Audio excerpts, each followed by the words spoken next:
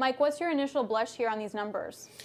Well, my initial guess is that there is probably some data collection problems, as we talked about at 7:30, and also that we have to keep in mind that this survey only includes the week of the 12th of April, so it doesn't capture the entire month. And as we saw throughout the month, more and more people were laid off by the jobless claims numbers. So we're going to probably the biggest takeaway from the initial headline here, and I'm waiting for them to post the overall details.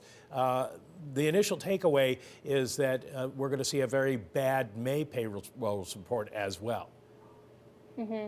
I should point out a distinction. Sorry, the 22.8% was the underemployment rate. The unemployment rate rose to about 14.7%. I'm struck also, Mike, by the huge jump in average hourly earnings on a year-on-year basis, up 7.9%. That seems to speak to the fact that the jobs that have been lost and those that are struggling are really the lower income workers versus the higher income, and that bifurcation, which you can imagine is only going to get worse. Yeah, that's absolutely the case. It's the lower income workers dropping out, the higher income workers staying on the payrolls. That number kind of going to be meaningless at this point, given the situation that we're in.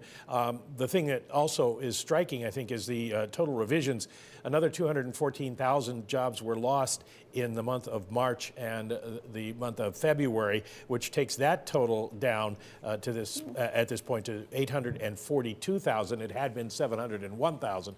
So we're seeing incredible job losses starting in March and then moving on into April. And obviously, we're going to see something like this in May.